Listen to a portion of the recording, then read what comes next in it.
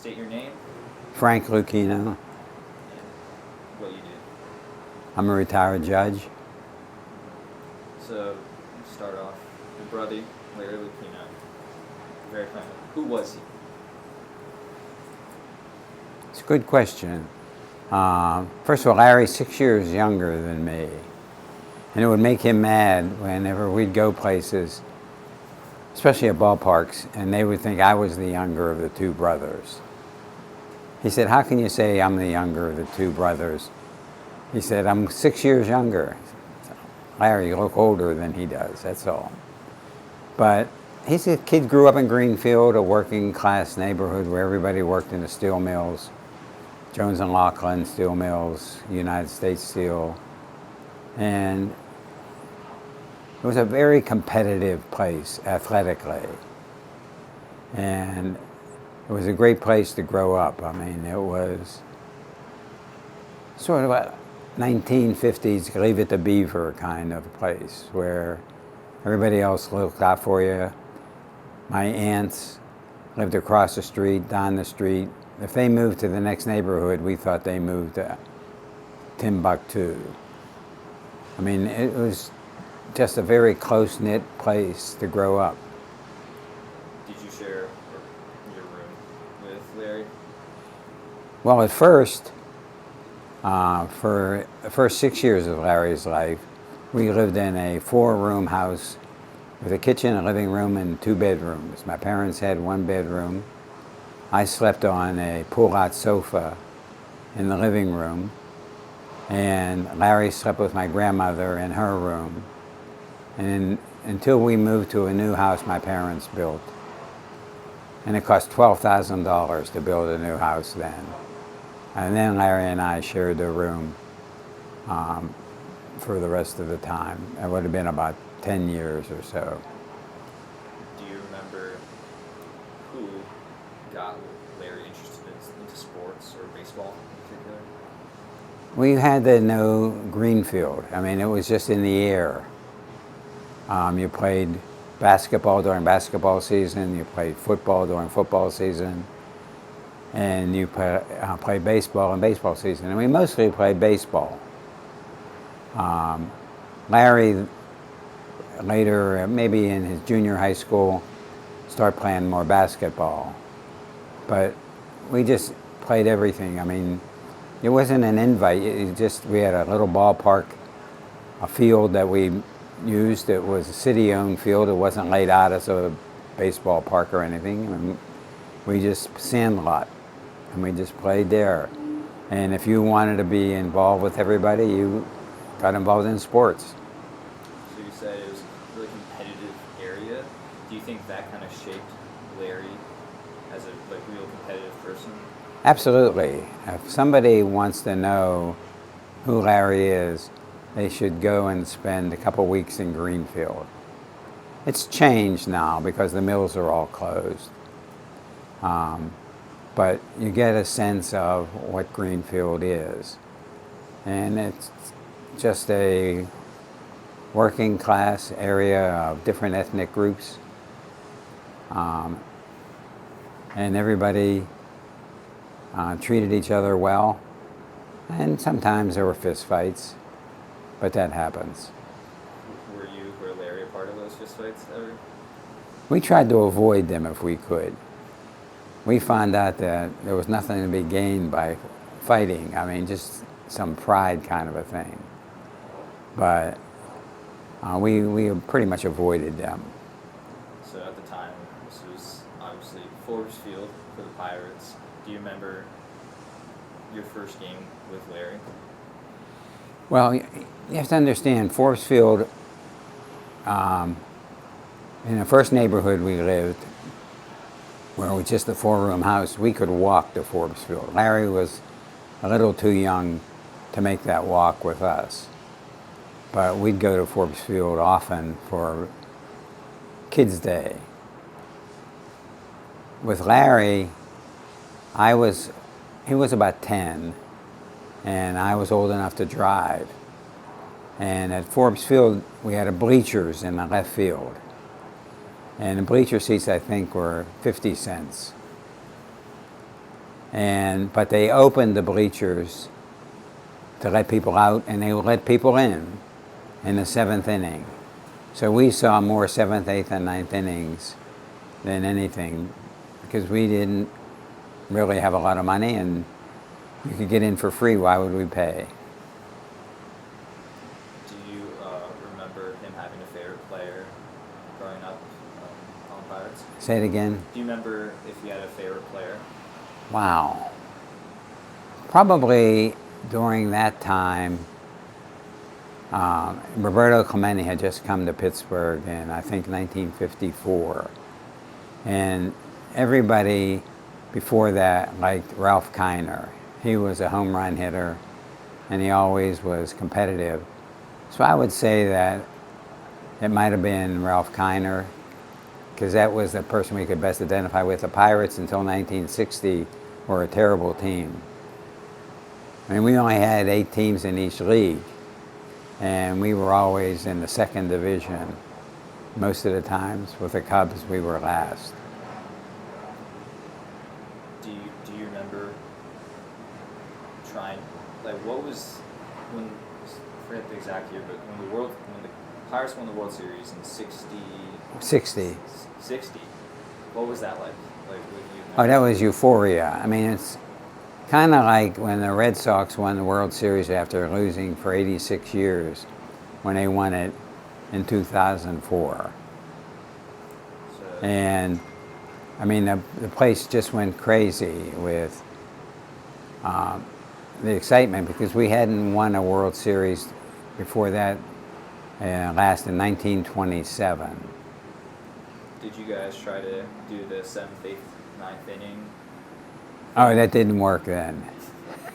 They didn't let you guys in for free for the series. So, later on, why do you think Larry decided to play get into basketball more in high school? Well, he was good in basketball, but he was good in all of the sports. I mean, he played baseball a lot, not football so much.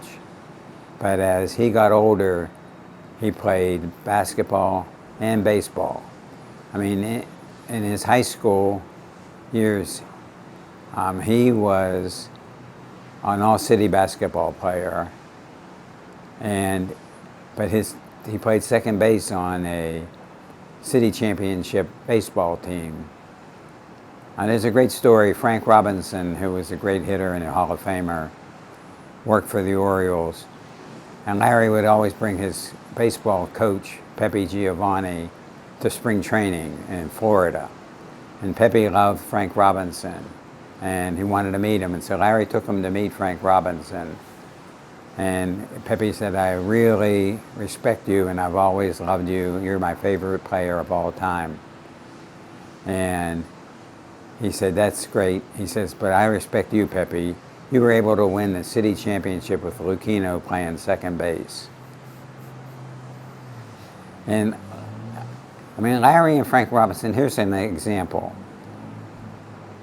They each had at one point a detached retina.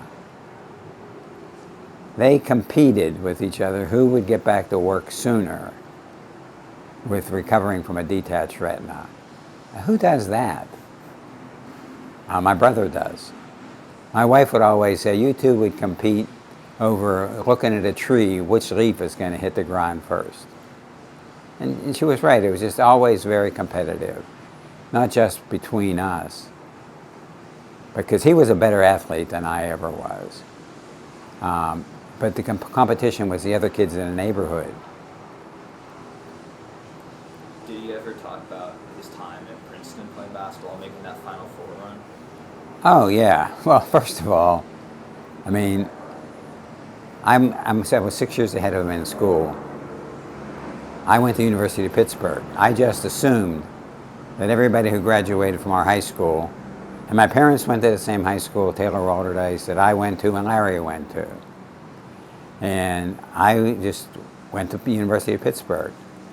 But I became aware in those 6 years that there were schools like Princeton and Yale and Penn State. Well, people from Pittsburgh had gone to Penn State. But other schools of higher quality. And so we kept steering Larry towards those schools. He was a good student academically. He was the president of his senior class. I mean, so he had all of the attributes, all-city basketball player, and was able to get into Princeton and stayed there. We went to see him at Parents' Weekend, and sometime in October, he wanted to come home. He was leaving Princeton because he didn't like the prep school kids. They just seemed to push you around and dominate everything. And we told him he had to stay until after Christmas. If he didn't want to stay until after after Christmas he wanted to leave, he could come back here. Well, after Christmas you couldn't get him away from Princeton. He then loved it. And before you knew it, the public school kids were able, in his class at least, were able to dominate the whole operation, and the private school kids didn't do as well as the public school kids. So when he made the jump to law school at Yale, was that also a surprise? Yeah, I was surprised that he did. Now, I had become a lawyer. I mean, nobody in my family, you had to have a lawyer sponsor you back when I was in law school. And so we had to find a lawyer to sponsor me. Nobody in my family had ever used a lawyer, knew a lawyer, been in the same room as a lawyer. And I had an uncle who checked around and he found a guy who was a lawyer who would agree to sponsor me. And so it was a surprise when I went to law school, and it was a surprise when Larry went, and a particularly pleasant surprise that he was able to go to Yale, because I went to University of Pittsburgh Law School. Do you think that time at Princeton, like him learning to love Princeton, you know, Larry's had a reputation of being very demanding. Do you think where do you think he got that from? Was it his time in college or just his time in Greenfield? No, I think he grew up with it in Greenfield. I mean, I always come back to that neighborhood as being the shaper of everything that either of us were able to accomplish. Everybody worked. My dad worked 2 jobs most of the time. My mom had a job. But everybody encouraged us to read, to be good students, and to be involved. And so I think that the demand my view is my brother never made a demand that he wasn't prepared to do himself. In fact, he probably would have preferred to do it himself. He just couldn't keep doing all that, and he learned he had to delegate things. But I think maybe law school does that to you too, where you think you can do it better than anybody, so why shouldn't you just keep doing it? And if you're going to give it to somebody, you demand the highest quality and effort from them. Speaking of lawyers in law school, how did your brother meet Edward Bennett Williams? Another great story. It was he didn't meet Edward Bennett Williams first. He went to work at that firm, but the person who hired him was Joe Califano, who became a partner. He had been the head of one of the big departments. I think it was HEW at the time. And Joe Califano was the head of that. Larry was on the impeachment legal staff of the Rodino House Committee investigating President Nixon. And he had won a Rotary Fellowship to study in Cambridge, England. And so he was in England on the fellowship, and John Doerr was the chief counsel for that committee.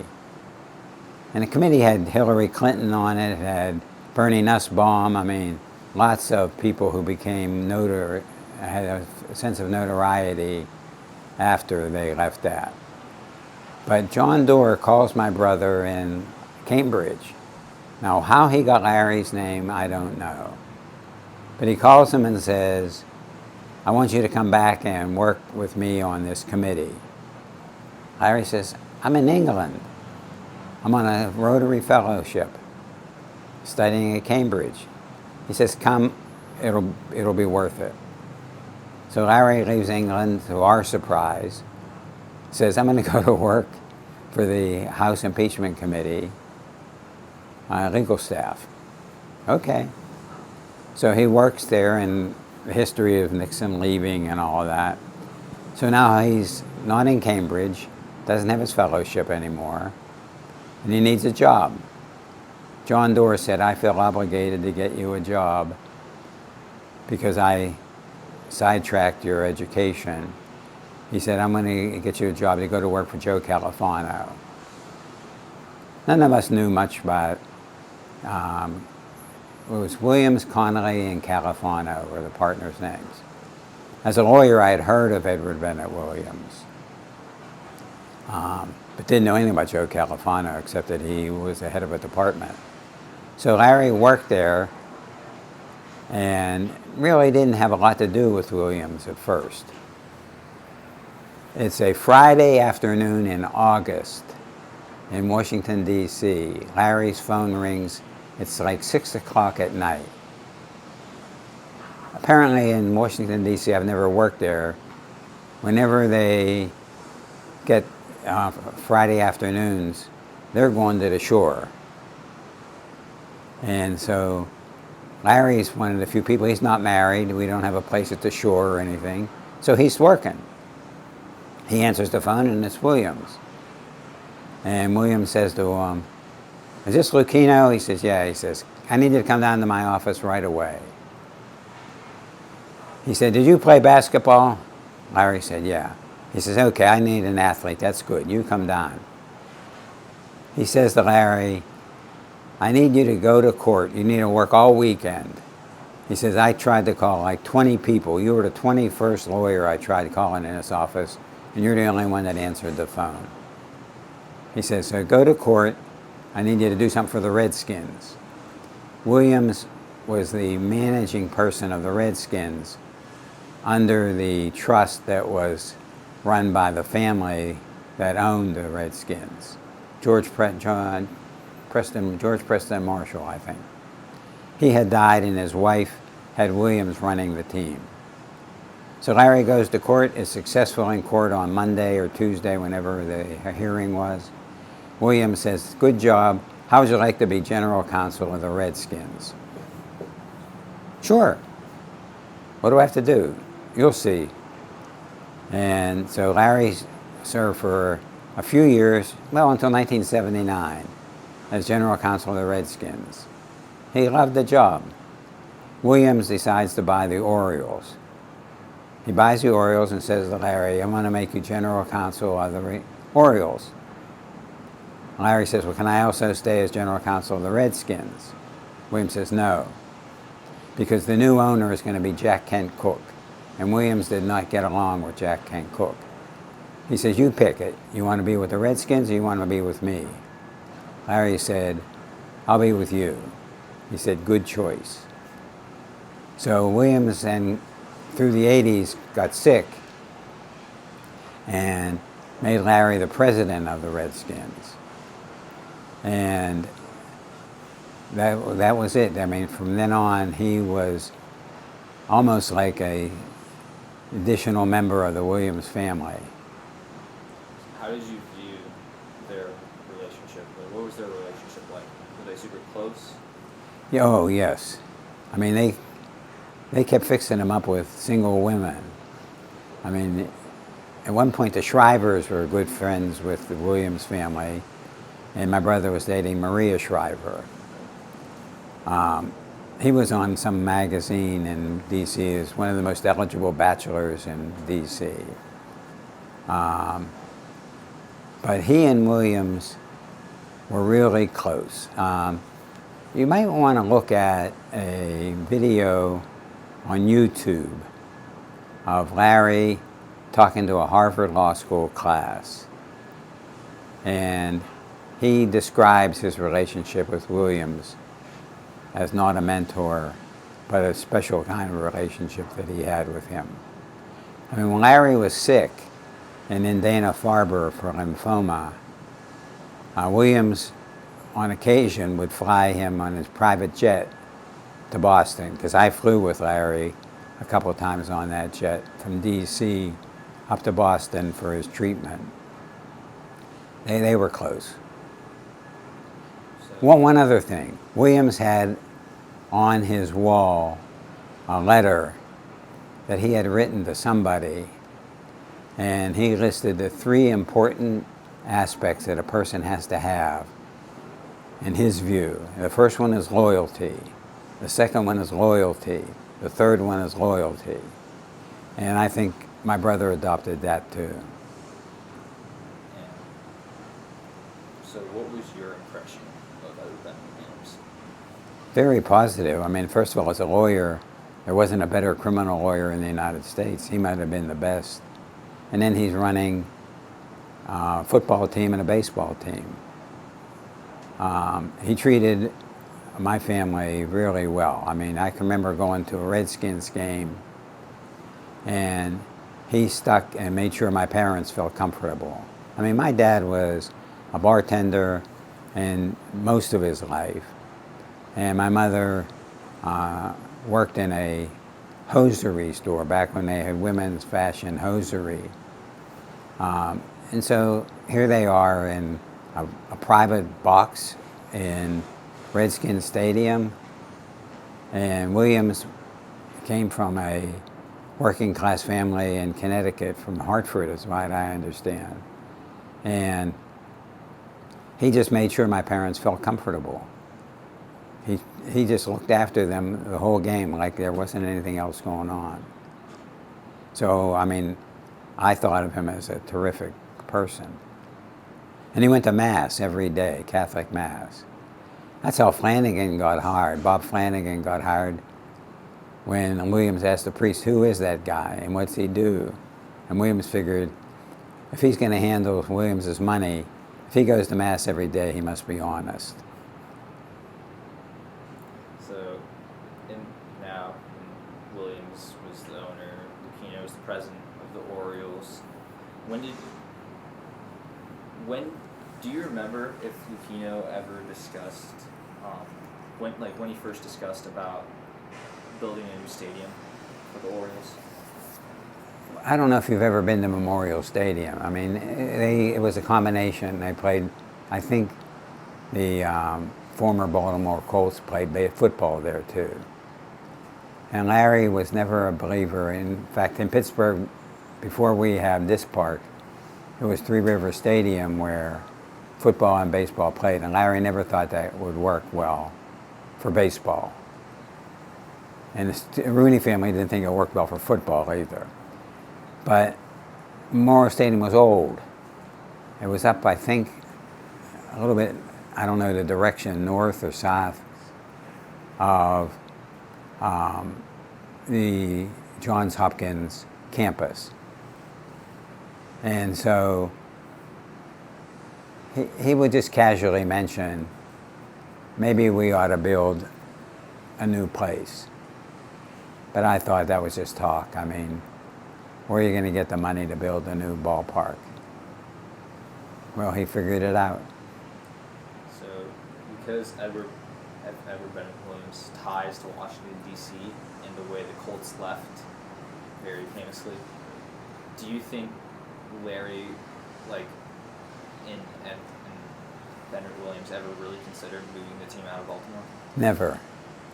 I know that people in Baltimore were concerned about that team moving. I think Williams had a marriage ceremony with maybe Mayor Schaefer. He was the mayor at the time, I think. And to try to convince him that he was going to keep the team in Baltimore. And I know Larry never thought of moving the team. I mean, he had an apartment in Baltimore in Fells Point. He liked Baltimore. There didn't seem to be any reason to move the team. He had a great fan base. They had great history of the Orioles with those great pitchers they had and the series games that they won. So I don't think he ever passed his mind that he was ever in favor of moving that team. So, and for Camden Yards, Larry was obviously one of the main people behind the design of Camden Yards. And to bring it back to here with Forbes Field, how do you think Forbes Field influenced his direction for Camden Yards? Oh, I think it had everything to do with it. I think Forbes Field was a big impression on him of building a ballpark out of steel and brick. I mean, you have to remember the ballpark built right before Camden Yards, designed by HOK, was concrete, the White Sox ballpark. And I've been there, and it's awful. Especially now when you see what was able to be done a short time after that opened, and Camden Yards opens. It's night and day. And that's what HOK proposed at first. And I don't know if you've ever heard the story about there used to be a car called a Yugo. Have you heard that story? You can tell it. Let me tell you my version. Larry is meeting with with the stadium authority. I don't know what they were called. Maryland Stadium. And the authority had ultimate decision-making power. And they were considering doing something less than what they did at Camden Yards. So he sent somebody in his staff to a Yugo dealership. Where the heck there was a Yugo dealership, I don't know. But they brought brochures back for Yugos. And they had a meeting sitting around a conference table, and Larry put a Yugo brochure at everybody's table, a seat. And when they started the meeting, he says, "You got Yugo brochures at your seat. None of us drive Yugos, and none of us are going to play ball in a Yugo." He said, "We're going to build a real ballpark." And they did. I mean, he would find people who would call it a stadium. It's not a stadium. Football is played in a stadium. Baseball is played in a ballpark. Do you think that's because of his time at Forbes Field? Absolutely. I mean, baseball back in the late 40s, throughout the 50s, and even the 60s, baseball was the dominant sport in the country, but particularly in Pittsburgh. So we didn't pay a whole lot of attention to the Steelers. They weren't a very good team. And football was different. I mean, here's baseball. If you start in spring training, the newspaper had a special edition supplement for spring training for the Pirates. I mean, you could go to Forbes Field. It was accessible. And so it clearly was the place that had made the impression on him of what a ballpark should look like. And I don't know if you know this, but from people we interviewed, he would hold the lease negotiations for Camden Yards after games starting at 1 in the morning. Did he ever tell you that? No, I didn't know that story. Never heard that. But it doesn't surprise me. I mean, he was a great negotiator. And his style was sort of take no prisoners. But if you heard the stories of the kindnesses he showed the people, you'd say they can't be the same guy. Well, it is the same guy. I mean, for one particular thing, if you're negotiating what a ballpark's going to look like, that's one thing. Somebody calls you and they or their family member needs help, he shows up and does that too. So, I mean, he had quite the impression and had people knew of him almost as being legendarily patient. Did you ever see that? Oh, sure. Yeah. I mean, he was legendarily impatient. Only because he thought if he were doing it himself, he would have had it done already. But he didn't have enough time in the day to do it all himself. But the same person he was impatient with, he would, the next day or the day after that, show some real sense of compassion for. Do you think he was stressed out by anything with creating Camden Yards, like anything with the legislature, or just the look at the stadium, the construction timeline? I've told him that, I mean, Larry had cancer 3 times, different cancers. And the one that was the most dramatic was, the first one was lymphoma when he was when he was 40 years old, and he wasn't supposed to survive that. But I told him that I think, and I said, look, this is just a curbside opinion. I don't have any medical training, but I think the stress that you've placed on yourself to accomplish things is a big contributor to the cancer. I think it went in one ear and out the other, because he ended up with prostate cancer, and not quite to the kidney, but you could broadly say kidney cancer. Do you think the reason why he had that reputation and that he was like, I want to do this now, partly because he had all the health issues, or? I think the health issues played some role, but it was his desire to achieve. I mean, one of the things I liked about watching this YouTube version of the speech he made at a Harvard Law School class was that he said the attitude you have to have is a winning attitude. And it has to start at the top. And if you don't have a winning attitude, you're never going to win. And I think that's kind of the thing that drove him. He just wanted to win. Do you think that winning attitude and having that reputation, do you think he enjoyed it?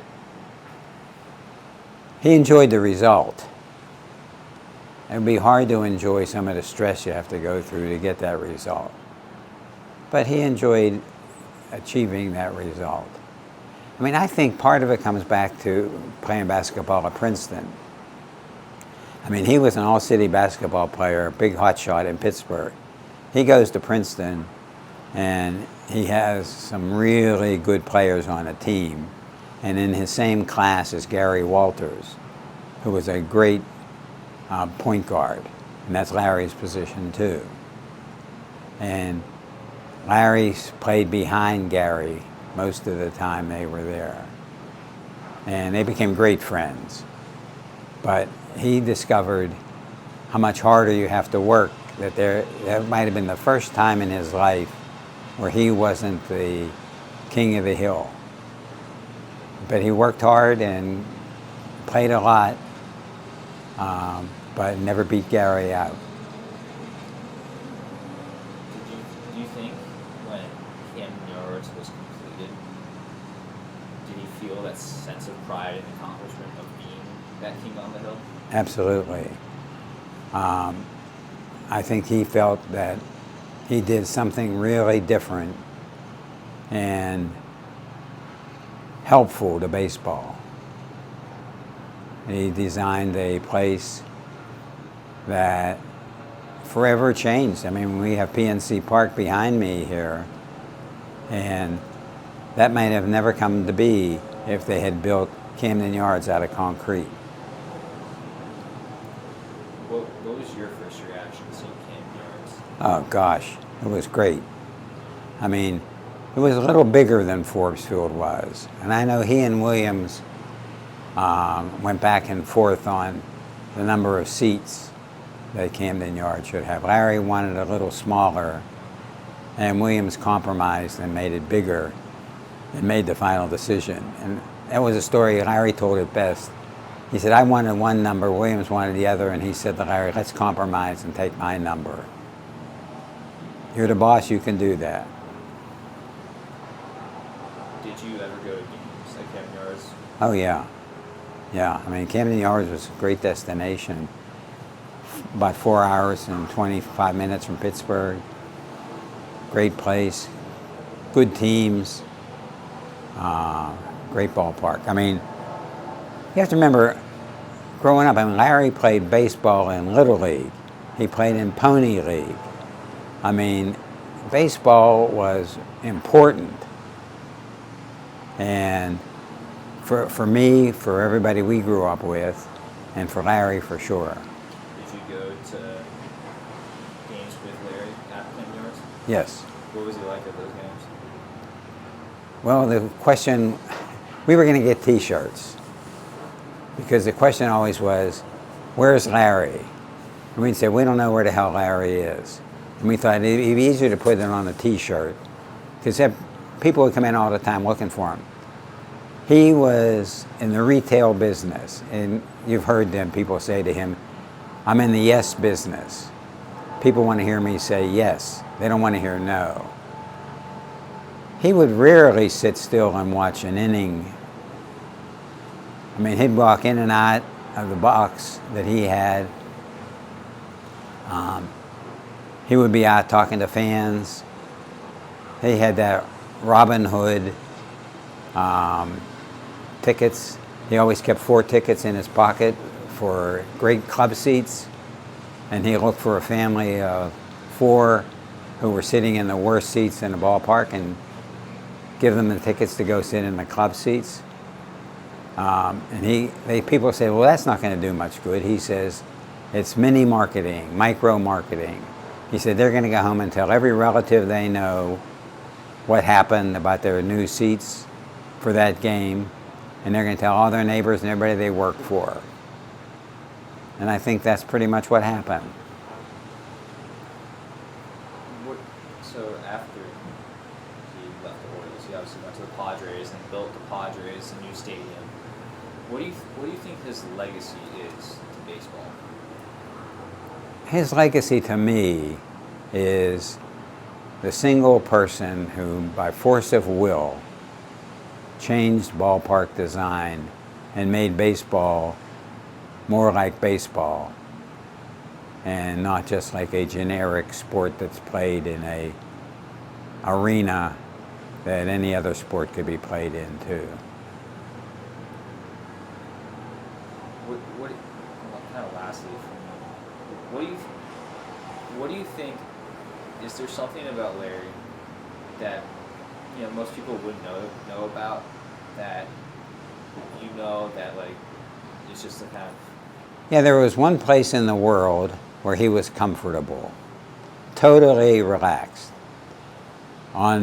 He sat and laid prone on my mother's glider. You know what a glider is? It's a piece of porch furniture that slides back and forth. And it's sort of like you'd rock a baby to sleep, but the glider is for adults. And he'd sit on my mother's front porch on the glider and just relax. There's nobody asking him for tickets. That was before cell phones were so prevalent. They didn't have my mother's phone number, and nobody thought he was that big a deal because he was back in his old neighborhood, and he was just Larry. Well, that's all for me. Got a couple more. Frank, tell us more about... Can we get some water first?